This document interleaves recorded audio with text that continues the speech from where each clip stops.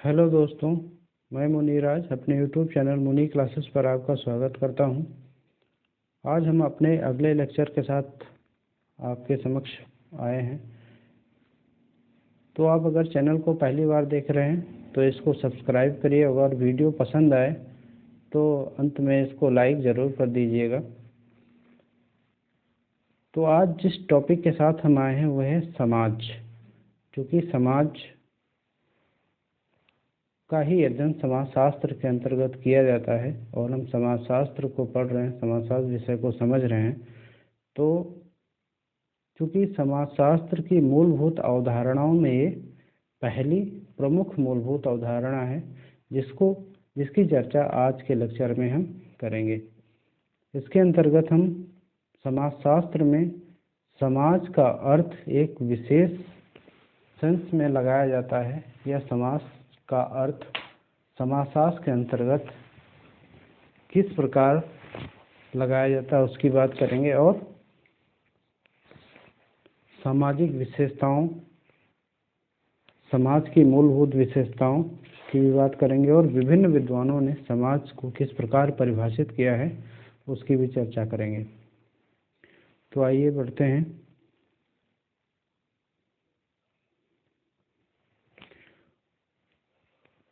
समाज चूँकि एक बृहद अवधारणा है और साधारण बोलचाल की भाषा में जब हम समाज को सोचते हैं, बोलते हैं, तो हमारा सीधा सा हमारे दिमाग में एक भीड़ नज़र आती है, एक बहुत से लोगों का समूह नज़र आता है।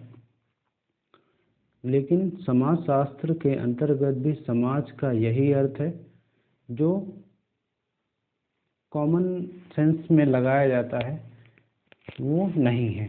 समाजशास्त्र का अर्थ, समाजशास्त्र के अंतर्गत समाज का अर्थ एक विशेष अर्थ में लगाया जाता है जिसको हम आगे समझेंगे। क्योंकि आप जानते हैं समाज व्यक्तियों से मिलकर बना है। किससे? व्यक्तियों से ही मिलकर बना है। और विभिन्न व्यक्तियों में जब संपर्क होता है, संपर्क और संपर्क के फलस्वरूप अंतःक्रिया होती है, अंतःक्रिया होती है, इंटरैक्शन होता है और उसके पश्चात सामाजिक संबंधों का, सामाजिक संबंधों का निर्माण होता है।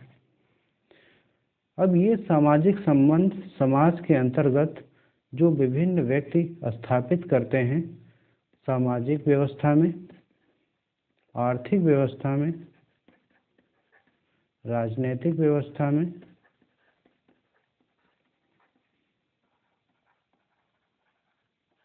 राजनीतिक व्यवस्था में, और तब जाकर कहीं समाज का अस्तित्व सामने आता है।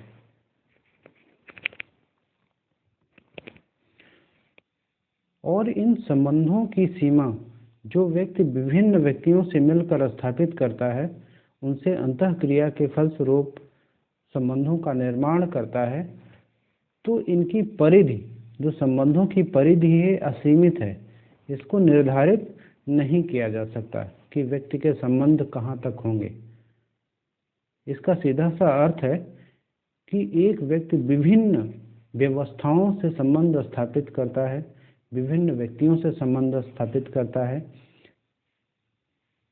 चाहे संबंधों का स्वरूप चाहे जो हो, सहयोगात्मक भी हो सकता है, संघर्षात्मक भी हो सकता है और एक दूसरे पर निर्भर रहने वाले संबंधों के रूप में भी हो सकता है या आश्रितता के संबंध भी हो सकते हैं। तो संबंधों की सीमा असीमित है। व्यक्ति असीमित संबंध स्थापित करता है और इन्हीं संबंधों इसीलिए मैकाइवर एंड पेज ने मैकाइवर व पेज ने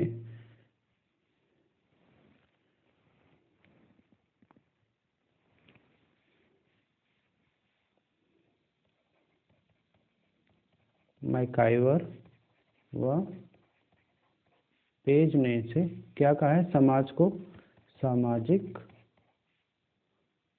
समाज क्या है, सामाजिक संबंधों का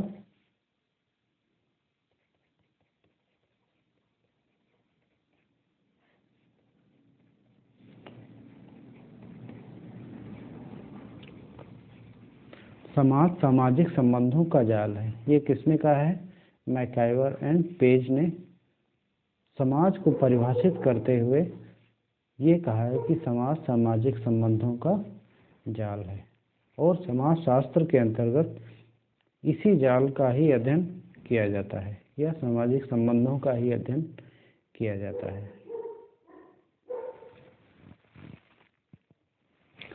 तो कहने का अर्थ है, सीधा सा अर्थ है कि समाज ना ही व्यक्तियों का समूह है और ना ही भीड़ है, बल्कि ये सामाजिक संबंधों की एक व्यवस्था है। क्या है, सामाजिक संबंधों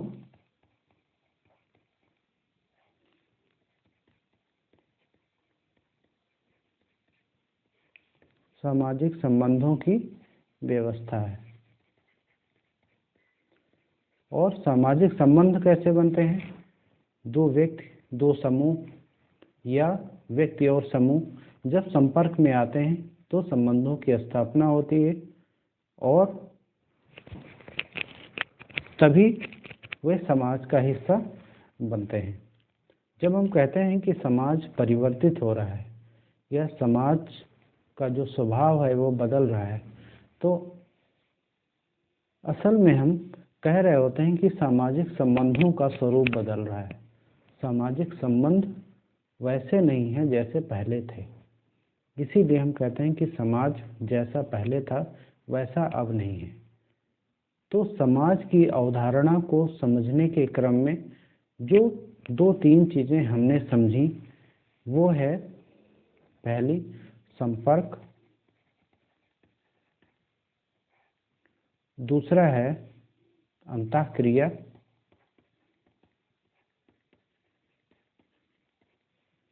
और तीसरा है सामाजिक संबंध।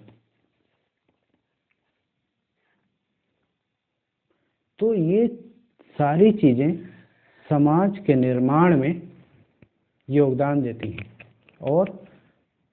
और ये स्वतः चलती हैं, ये प्रक्रियाएं स्वतः चलती हैं। इसीलिए दुर्खीम ने समाज को सुई जेनेरिस कहा है। सुई या स्वतः उत्पन्न माना है।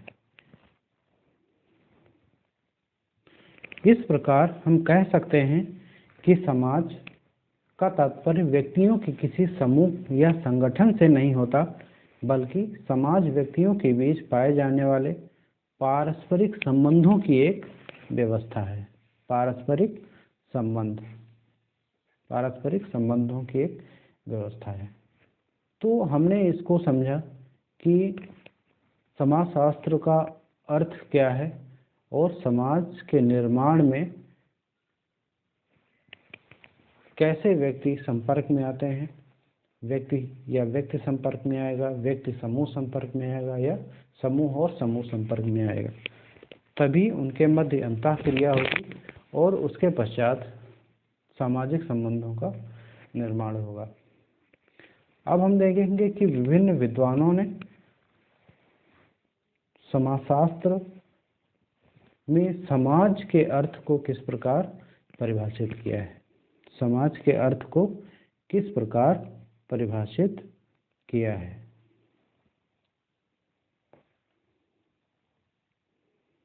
तो इसको देखने के लिए हम चूंकि आप जान ही चुके हैं कि समाज क्या है। समाज सामाजिक संबंधों की व्यवस्था है।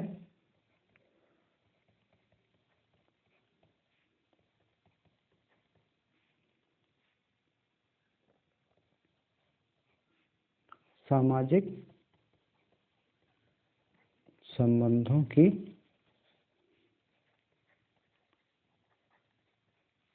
व्यवस्था है। इसीलिए सबसे पहले मैकाइवर की जो परिभाषा है,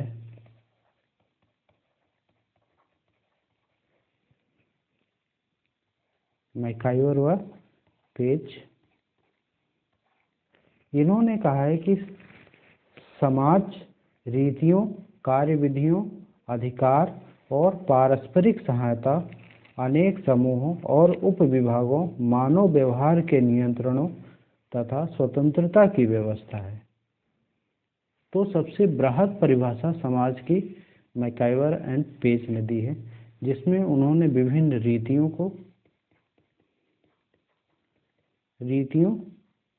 को लिया है। दूसरा, कार्यविधियां,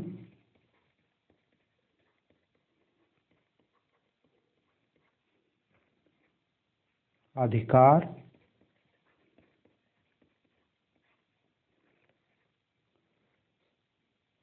सहयोग,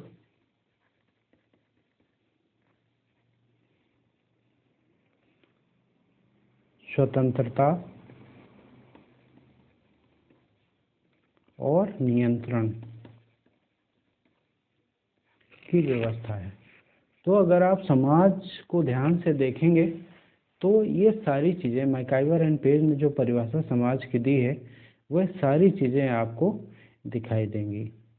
तो समाज की सबसे बृहद परिभाषा जिसने दी है वह है मैकाइवर एंड पेज ने, जिन्होंने कहा समाज क्या है, रीतियों, कार्यविधियों, अधिकार, सहयोग, स्वतंत्रता और नियंत्रण की एक व्यवस्था है, जिसमें कुछ कार्यविधियां निश्चित की गई हैं प्रत्येक कार्य करने के, कुछ सबके अधिकार निर्धारित किए गए हैं और कुछ कर्तव्यों को भी शामिल किया गया है।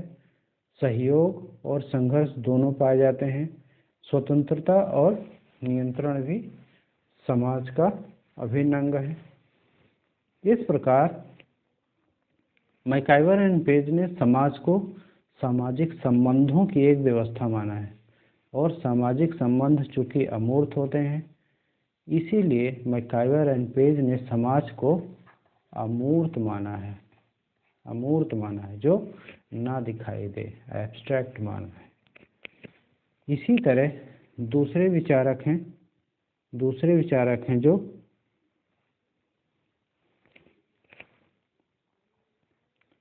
गिडिंग्स हैं। गिडिंग्स की परिभाषा आती है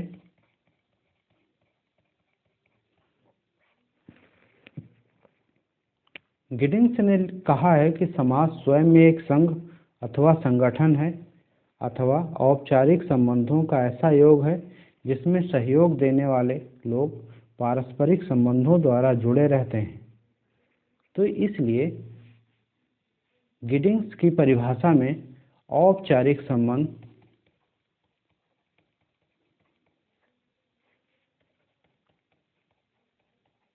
महत्वपूर्ण हो जाते हैं।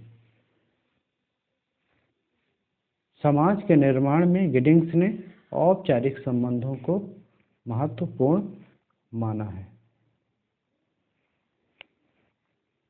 र्यूटर एक और विचारक हैं। र्यूटर, जिन्होंने समाज को एक अमूर्त अवधारणा के रूप में परिभाषित किया है। अमूर्त अवधारणा,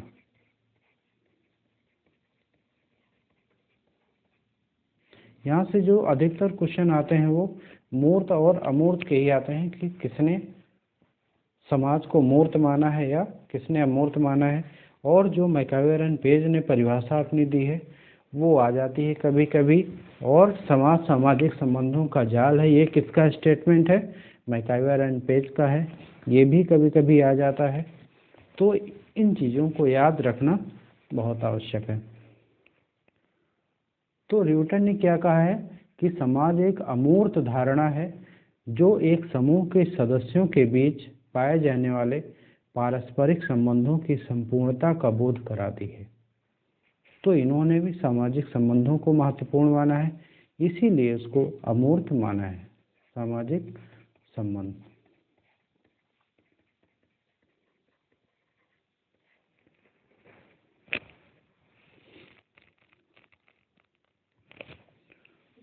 अगले जो विचारक हैं पार्सन्स।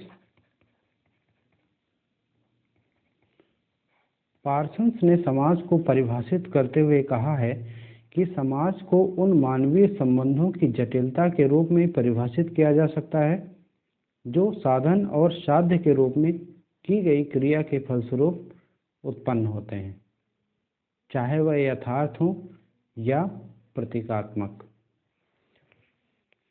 तो पार्सन्स ने उन्हीं संबंधों को सामाजिक संबंधों की श्रेणी में रखा है जो साधन व साध्य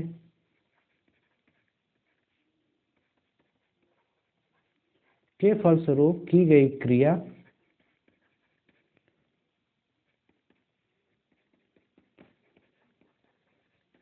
के आधार पर संबंधों का निर्माण होता है, उन्हीं को वे सामाजिक संबंध कहते हैं। उसी को वे सामाजिक संबंध कहते हैं। इसका अर्थ है कि जो क्रिया के अर्थ को स्पष्ट करते हुए अपने बताया है कि क्रिया का तात्पर्य केवल उन्हीं कार्यों से है जो किसी उद्देश्य को प्राप्त करने के साधन के रूप में किए जाते हैं। तो पार्सन्स ने सीधा सीधा सामाजिक संबंधों के निर्माण में सामाजिक क्रिया को महत्वपूर्ण माना है।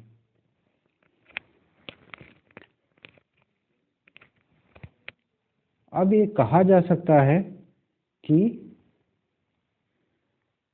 विभिन्न परिभाषाओं ने, विभिन्न विचारकों ने समाज को परिभाषित करते हुए अपनी अपनी परिभाषाएं दी हैं। तो ये भले ही एक दूसरे से भिन्न हो, लेकिन इसमें कुछ चीज़ें कॉमन निकल कर आती हैं जो जिनकी बात हम करेंगे।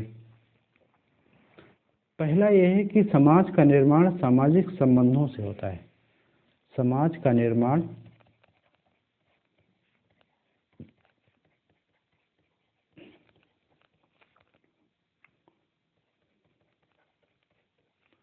सामाजिक संबंधों से होता है। समाज के निर्माण में सामाजिक संबंध महत्वपूर्ण है। दूसरी बात है कि समाज का निर्माण करने वाले सामाजिक संबंध मनमाने न होकर बहुत से सांस्कृतिक नियमों से बंधे रहते हैं। तो ये संबंधों का निर्माण सांस्कृतिक नियमों के अंतर्गत होता है।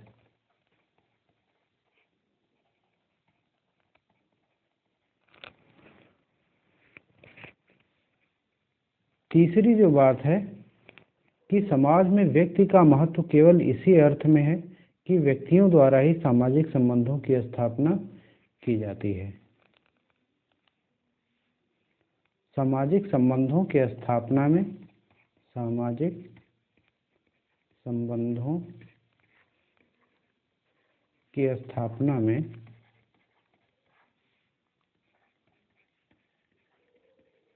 व्यक्ति महत्वपूर्ण है, क्योंकि सामाजिक संबंधों की स्थापना व्यक्ति ही कर सकता है। तो पहले पॉइंट को देखें कि समाज का निर्माण सामाजिक संबंधों से होता है। जब सामाजिक संबंध स्थापित होते हैं विभिन्न इकाइयों के मध्य, तभी समाज का निर्माण होता है। और सामाजिक संबंध क्योंकि अमूर्त, जटिल और परिवर्तनशील होते हैं, इसलिए समाज को भी एक अमूर्त, जटिल और परिवर्तनशील व्यवस्था कहा जाता है। दूसरा जो पॉइंट है, उस जो सामाजिक संबंधों का निर्माण है होता है वो स्वतंत्र नहीं होते बल्कि सांस्कृतिक नियमों से बंधे होते हैं तथा इसके अंतर्गत ही होते हैं। यही कारण है कि समाजशास्त्र के प्रकार्यात्मक अर्थ के अनुसार समाज को एक दूसरे से संबंधित इकाइयों की भूमिका से बनने वाली संरचना अथवा व्यवस्था के रूप में स्पष्ट किया जाता है। जो तीसरा कारक है, सामाजिक संबंधों की स्थापना में व्यक्ति महत्वपूर्ण है, क्योंकि सामाजिक संबंधों की स्थापना सिर्फ व्यक्ति ही कर सकता है। और जब ऐसे बहुत सारे संबंध व्यक्ति स्थापित करता है और दूसरे व्यक्ति विभिन्न व्यक्तियों से स्थापित करते हैं तो एक जाल सा बन जाता है, इसी को समाज कहा जाता है।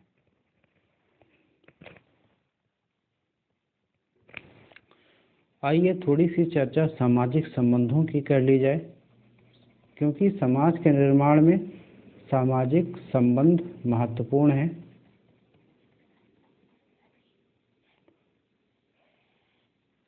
तो ये क्वेश्चन उठता है कि क्या सभी प्रकार के संबंध सामाजिक संबंध हैं? तो ये बिल्कुल नहीं है। वो सभी संबंध सामाजिक संबंध हैं जो चेतना अवस्था में स्थापित किए गए हैं। चेतना अवस्था में स्थापित संबंध ही, अगर दो व्यक्तियों दो वस्तुओं में कोई चेतना नहीं है, एक दूसरे के प्रति जागरूक नहीं है, तो उनके मध्य संबंध को सामाजिक संबंधों की श्रेणी में नहीं रखा जाएगा। सामाजिक संबंध हम तभी कहेंगे जब जागरूकता के स्तर से या चेतन अवस्था में दो व्यक्ति संपर्क में आते हैं, अभिक्रिया करते हैं तथा सामाजिक संबंधों की स्थापना करते हैं। तो ये प्रश्न उठता है कि दो व्यक्ति संपर्क में आते क्यों हैं?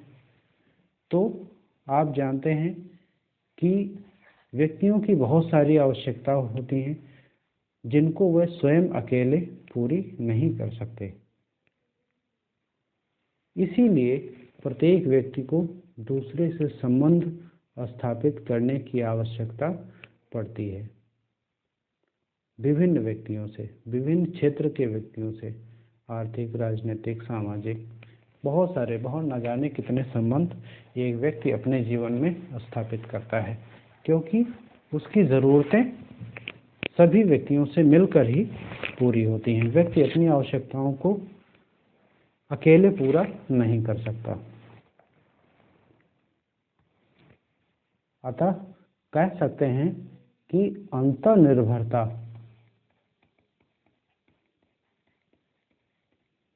किस लिए? अपनी ज़रूरतों को पूरा करने के लिए जब व्यक्ति एक दूसरे पर अंतर्निर्भर होकर अंतःक्रिया करते हैं तभी सामाजिक संबंधों की स्थापना होती है। और सामाजिक संबंधों को क्या एक निश्चित परिधि में बांधा जा सकता है? तो नहीं। सामाजिक संबंधों की सीमा बहुत व्यापक है। सामाजिक संबंधों की परिधि, या कह सकते हैं असीमित है। असीमित है। तो इसकी व्यापकता का इसी से पता चलता है कि डेविस ने कहा है कि एक परिवार में ही 15 तरह के संबंध पाए जाते हैं। तो सामाजिक संबंधों की परिधि को निर्धारित नहीं किया जा सकता, कि ये नहीं कहा जा सकता कि व्यक्ति अपने जीवन में सिर्फ इतने संबंध स्थापित करेगा, इतने व्यक्तियों के संपर्क में आएगा। वो अनगिनत हो सकते हैं।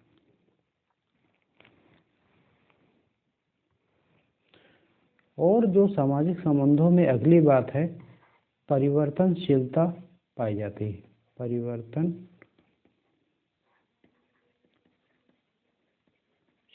का गुण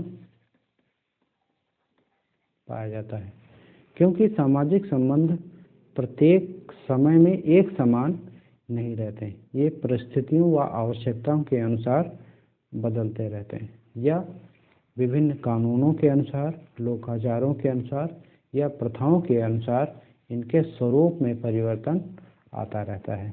इसीलिए कहा जाता है सामाजिक संबंध परिवर्तनशील होते हैं।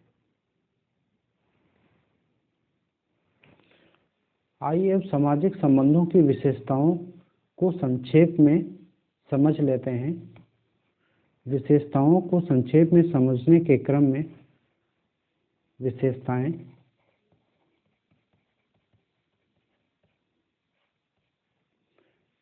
तो मैकाइवर एंड पेज ने समाज को क्या कहा है? सामाजिक संबंधों का जाल कहा है, और समाजशास्त्र इसी बृहद जाल का ही अध्ययन करता है। तो सामाजिक संबंधों को देखा नहीं जा सकता, इसलिए समाज की पहली जो विशेषता है वो समाज अमूर्त है। समाज अमूर्त है या एब्स्ट्रैक्ट की अवस्था में है। समाज का निर्माण विभिन्न व्यक्तियों के मध्य पारस्परिक संबंधों और अंतःक्रिया से होता है। क्योंकि इन्हें हम देख नहीं सकते और न ही भौतिक वस्तुओं की तरह इन्हें स्पर्श कर सकते हैं, इसीलिए समाज को अमूर्त माना गया है। दूसरी जो विशेषता है, समाज सामाजिक संबंधों का जाल है। समाज सामाजिक संबंधों का जाल है। समाज सामाजिक संबंधों का जाल है। विभिन्न प्रकार के संबंध व्यक्ति स्थापित करता है, चाहे वे पारिवारिक हों, आर्थिक हों, राजनीतिक हों, धार्मिक हों। विभिन्न प्रकार की क्रियाएं करता है और उसके फलस्वरूप सामाजिक संबंधों की स्थापना होती है। सहयोगात्मक हो, संघर्षात्मक हो या अंतर्निर्भरता के संबंध हो, तो इन सारे संबंधों को अगर मिला लिया जाए तो एक जाल सा हमें दिखाई देगा, जिसको इसीलिए मैकाइवर एंड पेज ने समाज को सामाजिक संबंधों का जाल कहा है।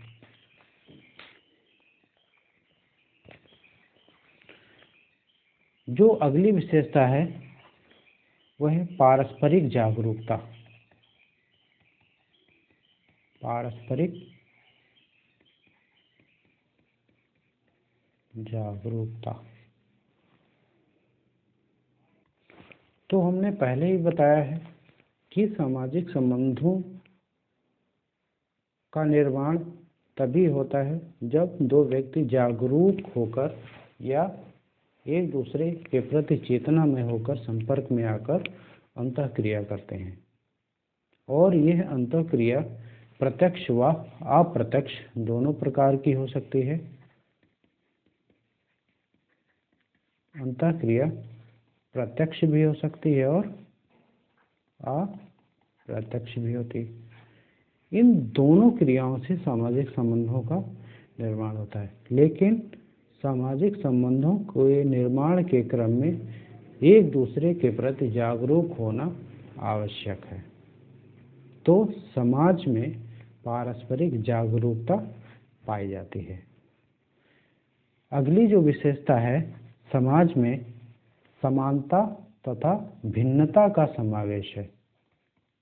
समानता व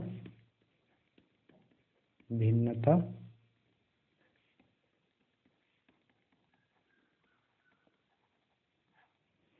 या समानता और असमानता दोनों चीजें समाज में बराबर बनी हुई हैं। समानता का अर्थ एक समाज के सदस्यों में लगभग समान दृष्टिकोण और समान उद्देश्यों का होना है, जिसे गिडिंग्स ने समानता की चेतना कहा है। गिडिंग्स ने क्या कहा है?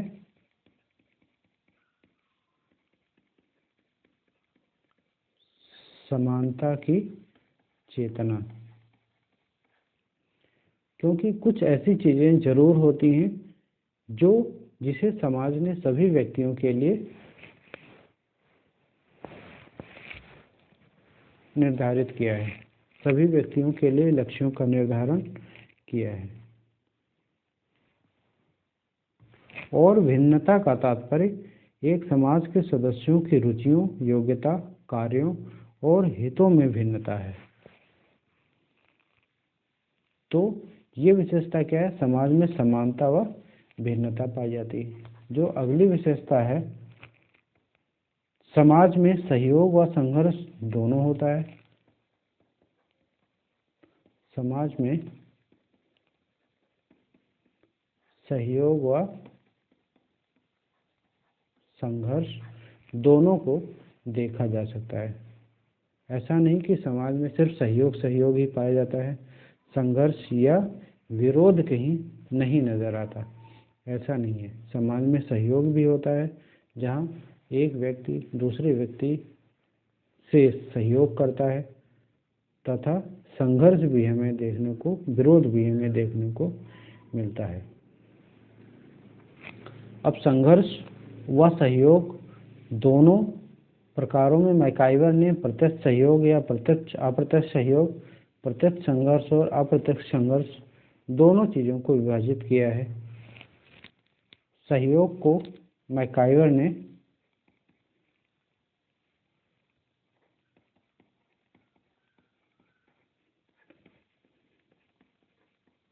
प्रत्यक्ष व अप्रत्यक्ष में बांटा है।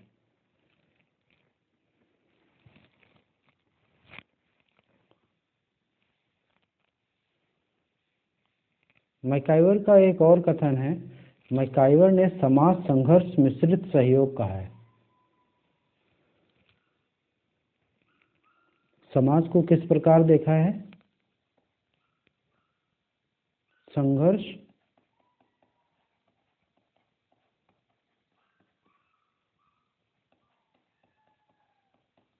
मिश्रित सहयोग।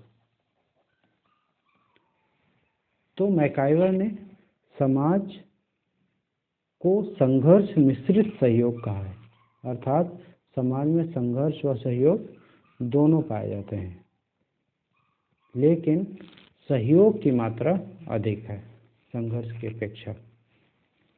जो अगली विशेषता है,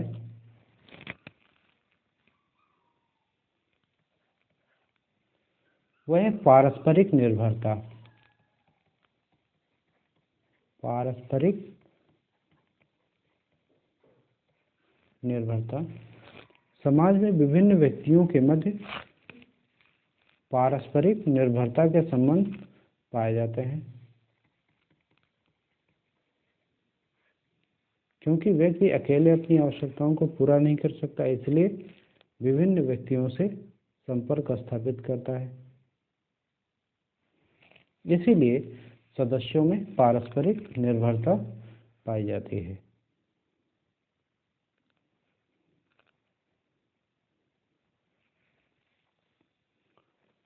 अगली विशेषता है प्रतीकात्मक संचार। प्रतीकात्मक संचार, थोड़ा संक्षेप में चलेंगे। अगला है समाज परिवर्तनशील है। समाज परिवर्तनशील है क्योंकि समाज के संबंध परिस्थिति व समय के अनुसार बदलते रहते हैं, इसलिए समाज भी बदलता रहता है।